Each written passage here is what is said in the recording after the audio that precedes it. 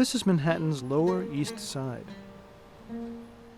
And it's the neighborhood where my great-grandparents settled when they emigrated from Greece nearly 100 years ago. It's where they lived, worked, and prayed as part of a very unique community. But growing up, I barely knew anything about this. Not until it was almost gone.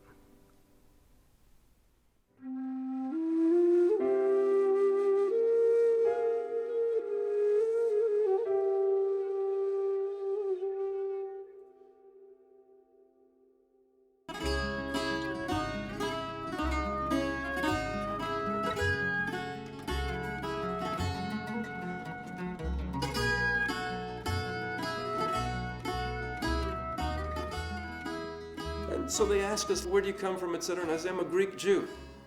What? Greek Jew, you sure? Yes. Not only that, I'm a Romaniote Jew. What is a Romaniote Jew? It's a good question. I didn't even know the answer, and I am Romaniote. Now, when most people think of the Jewish Lower East Side, they immediately think of the Ashkenazi Jews, or Jews from Eastern Europe. But there was another culture here, a community of Jews from Greece, with very distinctive customs and traditions. Now, growing up as a kid on Long Island, the truth is, I really didn't know too much about this. Until I recently saw this article in the New York Times about this Greek synagogue on Broome Street. And I thought, this has got to be the place my family's always talked about. And so I decided it was time for my dad and me to pay a visit to his old neighborhood.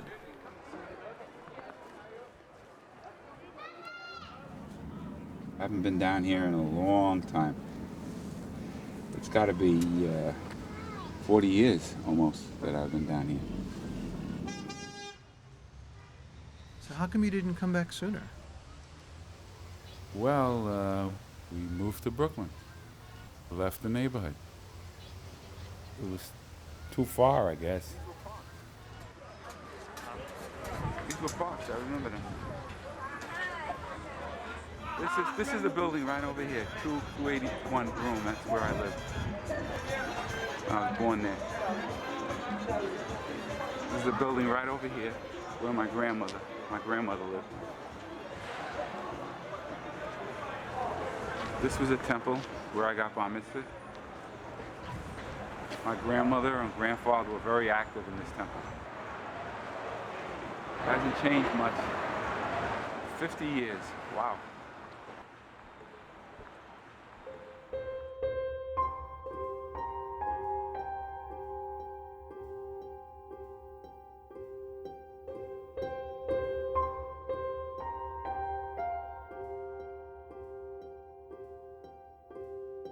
Listen, how do you feel about being back here, though? Look at this.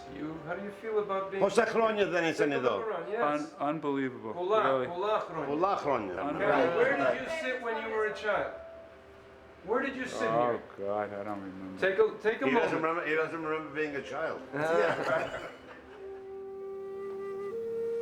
And so this is the last Greek synagogue that's... This is the only Romaniote temple left in all of the Western Hemisphere.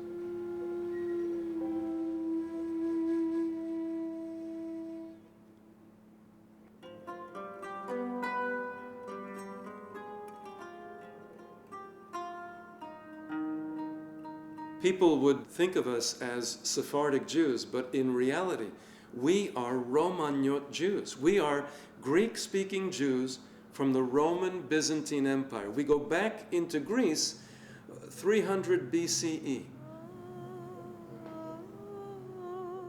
And in fact, these are the oldest communities of Jews in Europe, mainly settling in Greece during the Alexandrian period.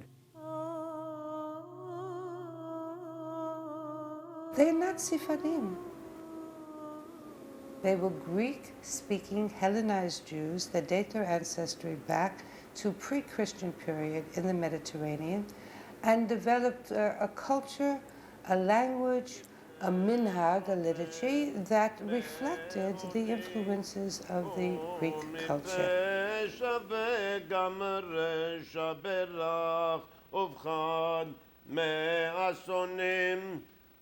The tunes are different.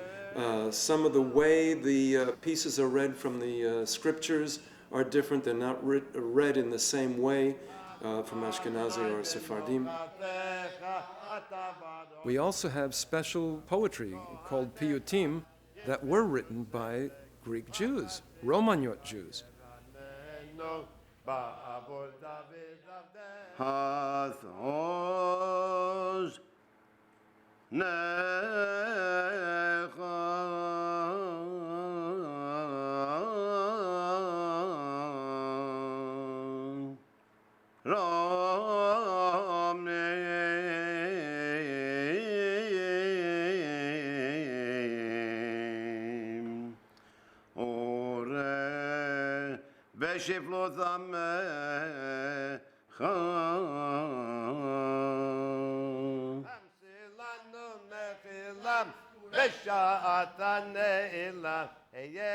Generally, when one mentions Greek Jews, people assume when speaking of the Sephardic Jews of Thessaloniki, but that group, a large group, did not come to Greece until the 1490s, which makes them relative newcomers to Greece, whereas Romaniote had been in Greece since pagan times. Why are they called Romaniote? They were citizens of the Eastern Roman Empire, what we call the Byzantine Empire, and people in that empire considered themselves Roman. The Jews that were in that category are called Romaniote.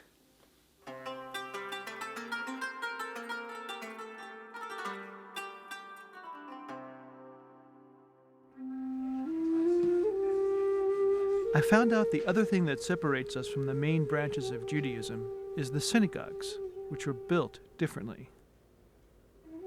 The bima and the ark, where we keep the Torahs, are separate, and the benches face one another so that the men can touch and kiss the Torah as it passes them in the aisle. And then there are the Torahs themselves, in wooden cases called tiks, which are also different. And you can see how old it is.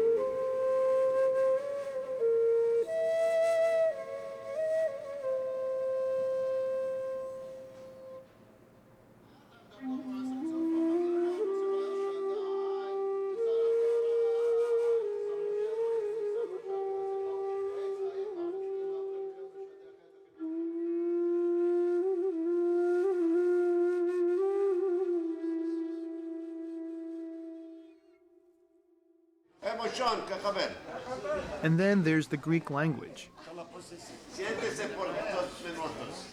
Not only is it a Greek language, but there's a Greek Judeo language. And it's a mix of Greek, Hebrew, and Turkish. They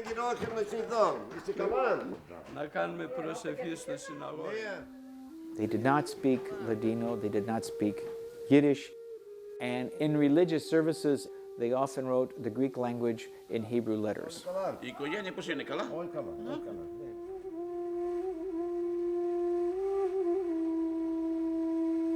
One of the most interesting expressions was "Ishala nasasrisko to talith," using not only Hebrew and not only Greek, but also Turkish or Arabic, Ishala. Basically translated, it meant, may God allow me to see you wrapped in the talith, in other words, meaning I hope I live long enough to see you get married.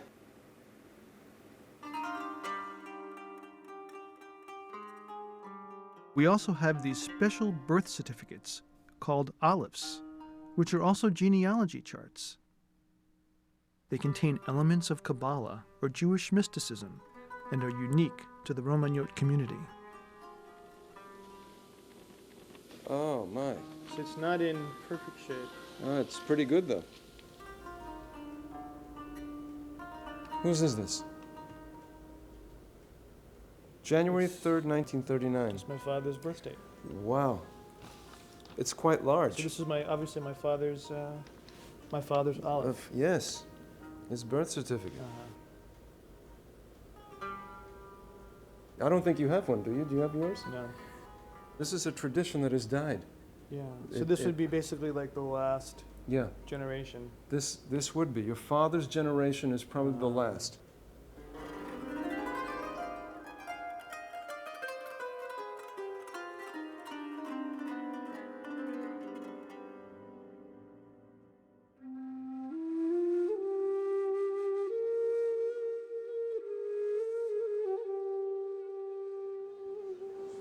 So this over here is Which one are you looking at? Kiker, Kalef, Aron. This is Caleb Aaron Ashkenazi. Right. That is an Ashkenazi. That's my great grandfather. Caleb. That I mean, could it would be right here. Right. This is his brother. And it is. I'll tell It's you his why. brother, I'll right. tell you why it is. Why? Your grandfather was named Caleb. Right. His father was Aaron, Aron. Right. and he had a son he named after his father, Eddie, which Eddie. is your grandfather and your My father, So right. that's your grandfather, definitely, no question about it. Right. And that's your grandmother. That's my grandma.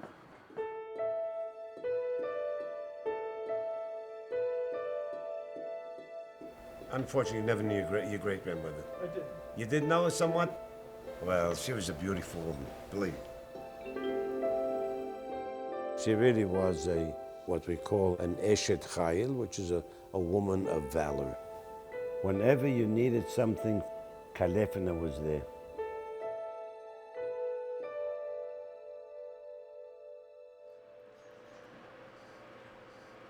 And this is where they sat. Your great grandfather, my father, Sat here. his brothers, They sat here. right in this little area here. When you came in, you knew. There was no question about where anyone was going to sit. It was already sort of. You know, well, on high holidays, it got a little sticky, you know. Yeah, of course. If you didn't get it early, you stood. You stood. There isn't that much seating. Yeah. Nope. Well, it was enough when they came. But then as they had children and more children, Yeah. and here's the fourth generation. That's right. That's right.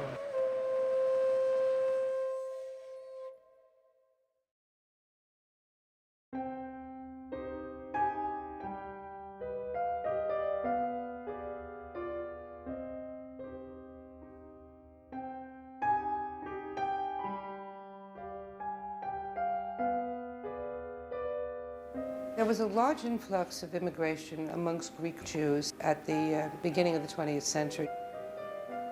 1905, 1907, up until 1912, 1913. That was the main period of immigration. Economy was one of the main reasons. The promise of a better life. The same reasons that immigrants have always come to this country. And why did they come to the Lower East Side? The same reason Jews always go anywhere. They went because there were people they knew already who had been there.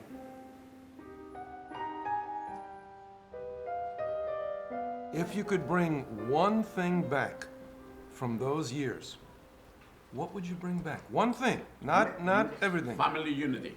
That's Yeah. it. Family unity. That's it. Why do you say that? Why? Because that's what it is. You know- If you have a family unit, you got everything. If you don't have family unit, you don't have nothing, my friend. Because And they today, did have that time. That time they did have family units. See, today your brothers and sisters, they live thousands of miles apart. I don't see One my day- own children, Murray. That's right. One guy lives in Delaware, the other guy's in Virginia, one guy in New Hampshire.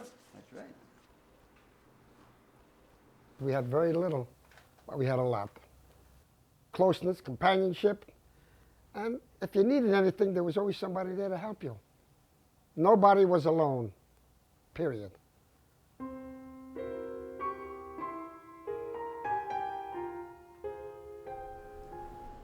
I remember as a child, the whole community was in this area within a few blocks. Doors were kept open. One family walked into the other apartment, and we were part of each other's family.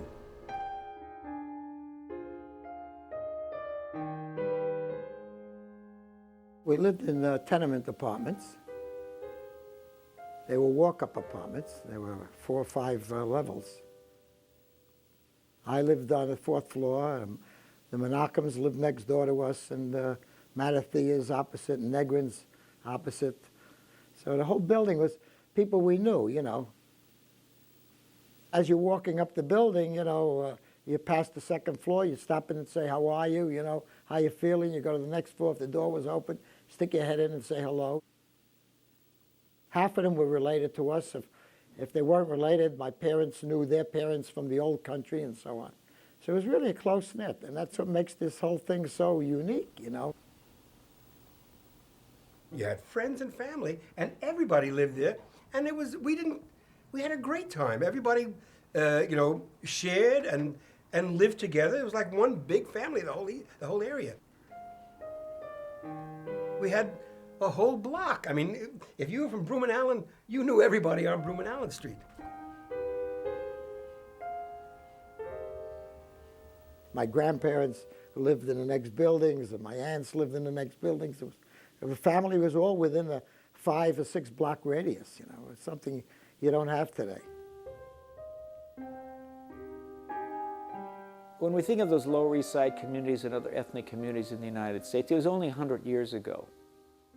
How quickly all that has vanished, that within 1 or 2 generations, the communities begin to break up. And that's just the way things work out in America. People actually move to an American identity. They personally are doing fine, but there is a tragic loss of the old culture.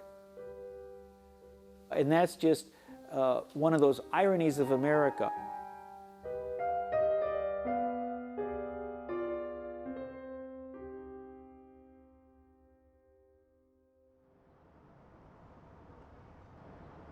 After World War II, the neighborhood began to change.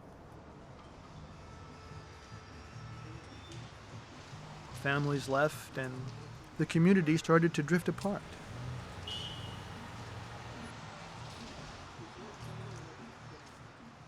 But as they moved away, they soon found a way to come back together.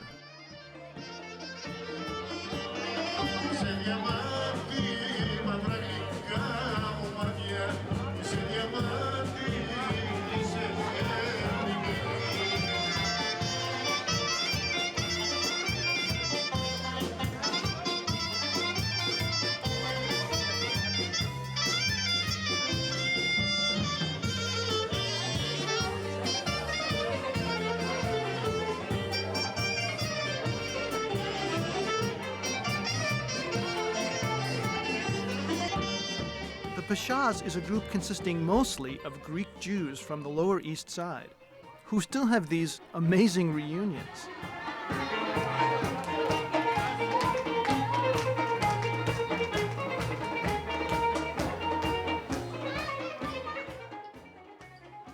I had heard about this group for years from my parents and grandparents, but actually I just attended my first reunion with them.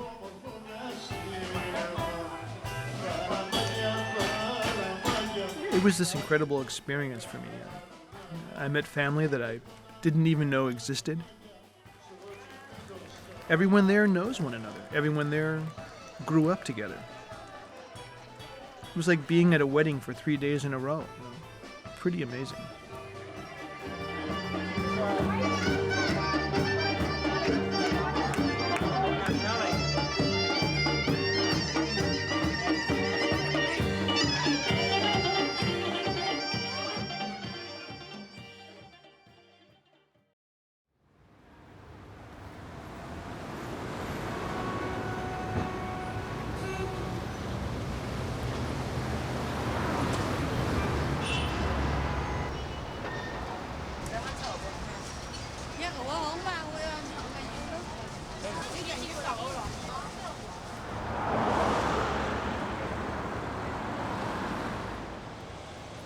So you've basically lived on the East Side your whole life?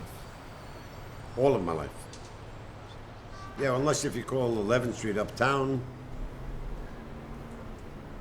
And so, is there a rabbi here? No, we do not have a rabbi here. So how long have you been leading services? Well, let's see. Let us say a minimum of 35 years.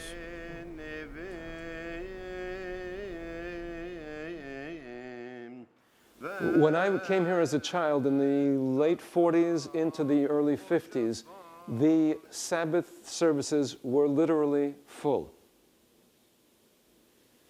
There would be somewhere between 150 to 200 people. And if there was a bar mitzvah, this would be overwhelmingly mobbed. So it was a full house.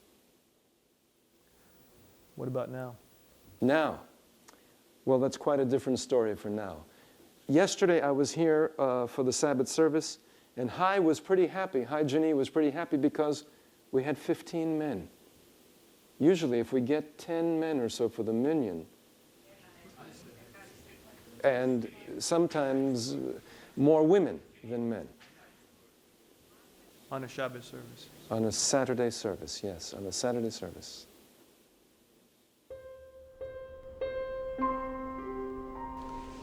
Well, there's no question about that. The synagogue, somewhere along the line, will close up as a synagogue.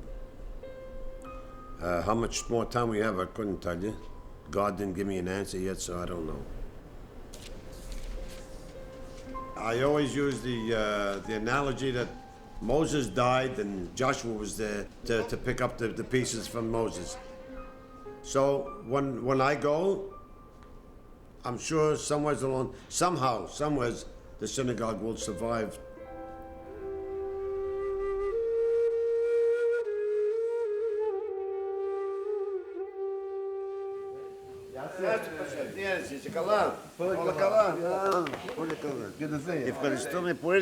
What's really, really nice to see right now, the community is revitalizing itself in many fascinating and interesting ways. I'm glad you came to join us. One of the great things that I've noticed in the last several years is an influx of younger people, people in their 40s really taking an active role, learning a lot about what their grandparents did, involving their children.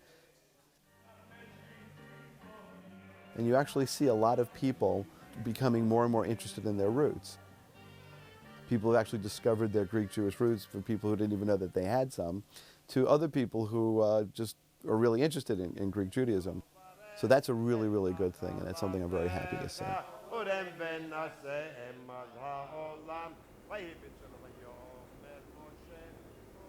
My mother is Romaniote. My father is Ashkenazi.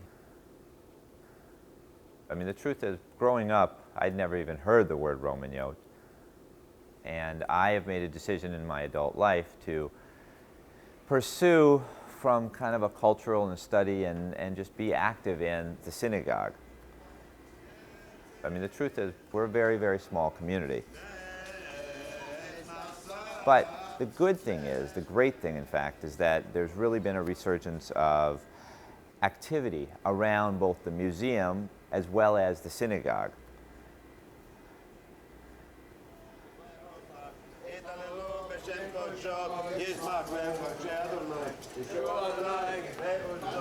And frankly, from what I understand 5 years ago, I'm not so sure that's the same picture. There really wasn't a generation of, say, 30-something, 40-something, even 50-somethings, people that were trying to build a future and hold on to our traditions. And with the resurgence of the people and more people being active, we really think that there is going to be a future.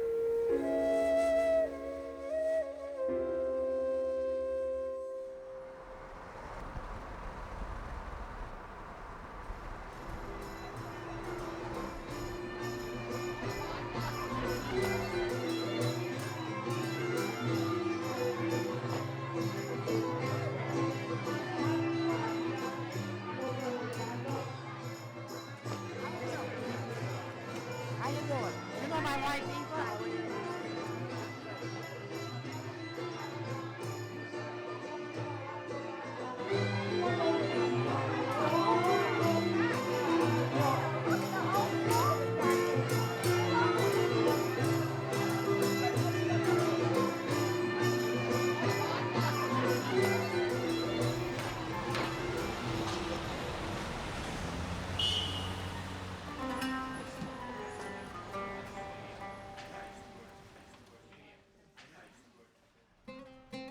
Since getting involved with this community, I've been trying to come for services. especially since I know they need men on Saturday mornings. It's hard right now, since I currently don't live in New York. But when I'm in town, I try to come. Sometimes people ask me, "What's your background?" I tell them, I am a Greek Jew. I am a Romaniote.